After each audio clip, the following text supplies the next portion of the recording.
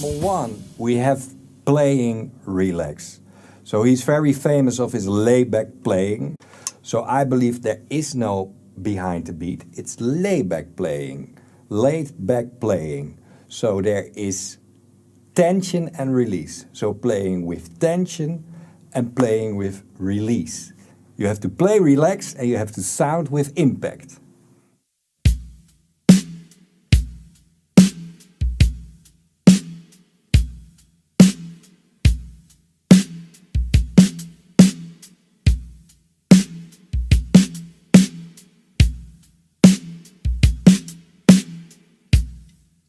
But honestly, you see Mr. Gadd always sitting like this, relaxed. It's not very good for your back, but it's very good for your timing.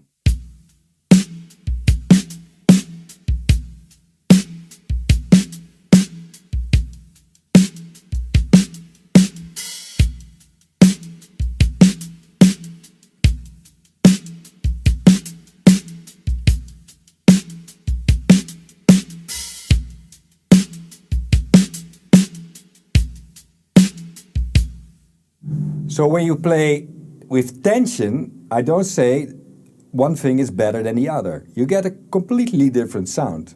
If you see Taylor Hawkins playing with the Foo Fighters, it's full in tension. But you play more in front of the beat dance.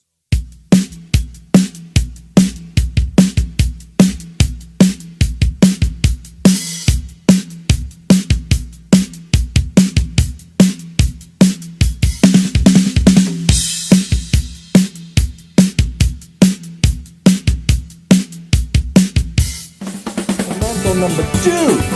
All right. Sound dynamics. The dynamics are very important. So listen to your balance.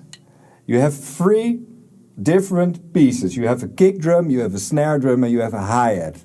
So I always think like a producer in Logic in velocity. So when I produce a beat, I think of the velocity of the hi-hat, snare, and bass drum. The velocity is between 0 and 127. So you can play everything in velocity 127. That's also cool. But listen to yourself, and that's very important. Listen to how you sound, the dynamics. So what I think is very important in Mr. Gadd's playing is the bass drum has a very prominent place. Also the snare with a very small and relaxed movement.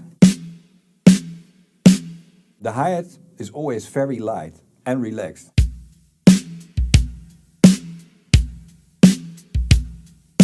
The kick drum 120, snare drum 127 and the hi-hat velocity 40.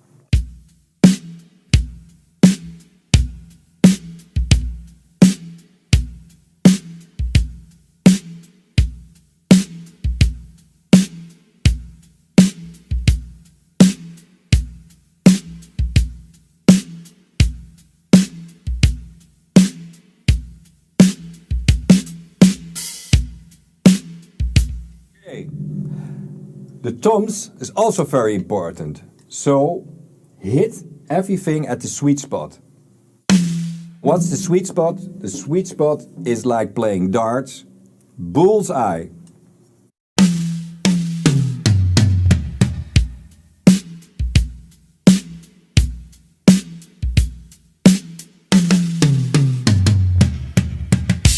Okay, fundamental number three. Number three fundamental. It's the bass drum technique. It's a very special bass drum technique. So, tap dancing. Can you tap dance? Me either. But it's very important. It's a technique developed out of tap dancing. A lot of drummers in the early days were very good tap dancers. So look on YouTube to videos about start learning tap dance. And you see that you have a very prominent role in a heel and a toe. Some people call it the heel-toe technique, but I prefer to call it the tap dance bass drum technique. A heel in tap dance is a very forced heel. So it's the same as with your hands, like this.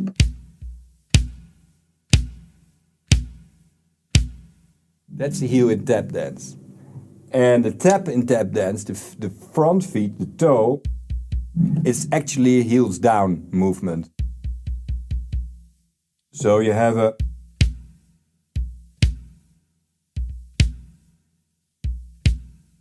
but the most important thing is that your heel is your downbeat. When you play the basic beat, you play not like this, but you play.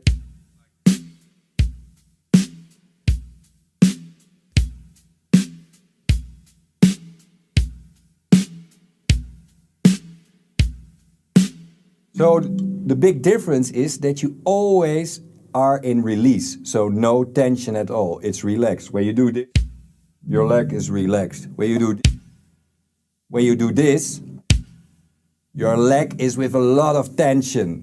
It's both okay. There's no good or bad. It are different sounds, different feel, different grooves. So you can do it both. When you play with the Arctic Monkeys, you have to have that, you know, the tension.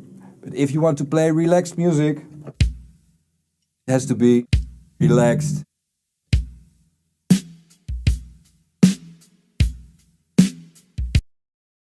The left feet is the same. And the nice thing is if you do an open hi-hat thing, you don't close it with your forefeet, but you can close it.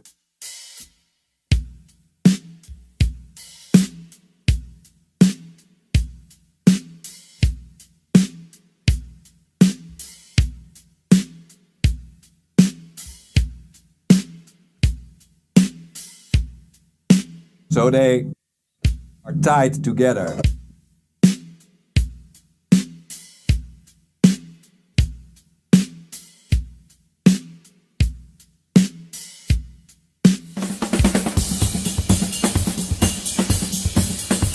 Tip number 4, the hand technique. So it's very rudimental and it's a lot of traditional grip. But Mr. Gadd does both techniques. He does a lot of match grip. Nowadays, he plays a lot of match grip. But in the early days, he plays a lot of traditional grips. And he has the Bobby Thompson grip.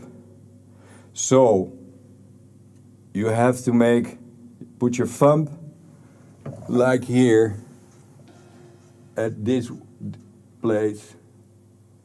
It's the Bobby Thompson grip. Look it up internet.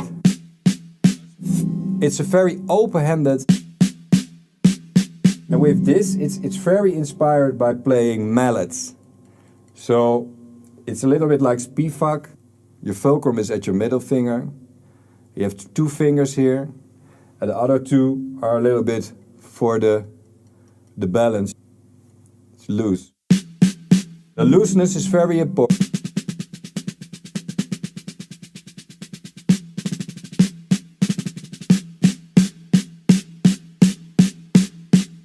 And make it bounce. So you try to use the bounce. What's very important is what's your fulcrum, so that your stick is good in your hands. Hit the sweet spot. That's the middle of the snare. Hear the difference.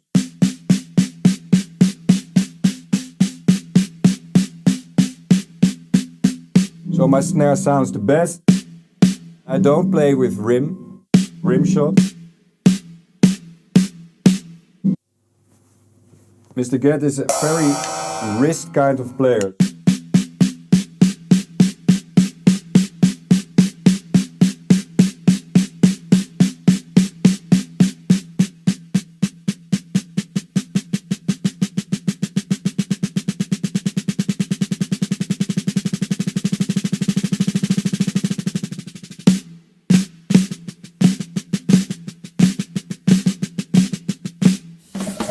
Fundamental number 5. All right, sound. That's your sound. So, we have here a Yamaha Recording Custom. This is a Yamaha Recording Custom of 1988. 10 by 8, 12 by 8, 14 by 10, very small tom. And this is a 15 by 13.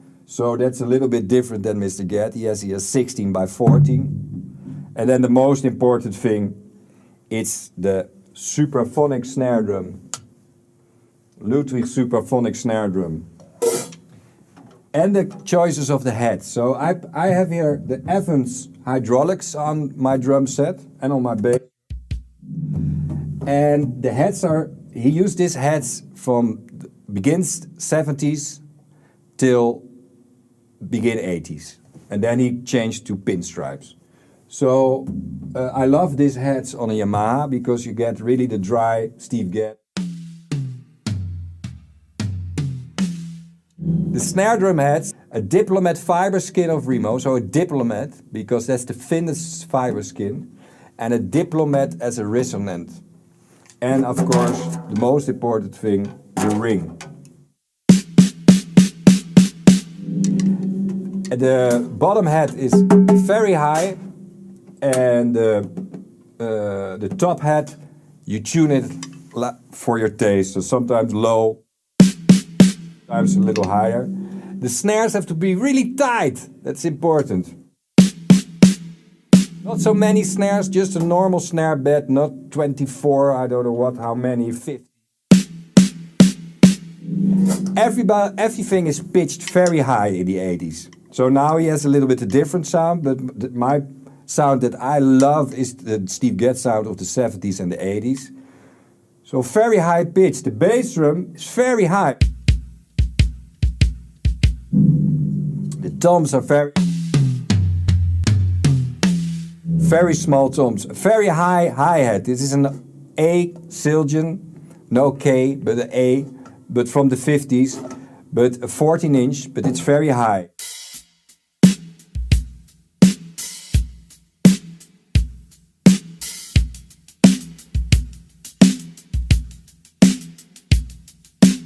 Cymbal, very high.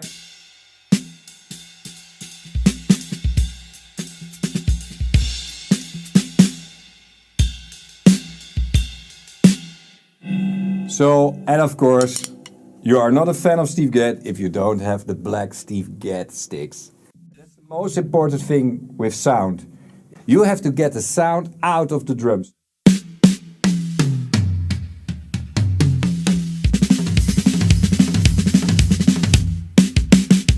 These were the top 5 fundamentals of Steve Gadd. Don't forget to subscribe and like this video and leave a comment for topics, questions, anything you want. Till next time.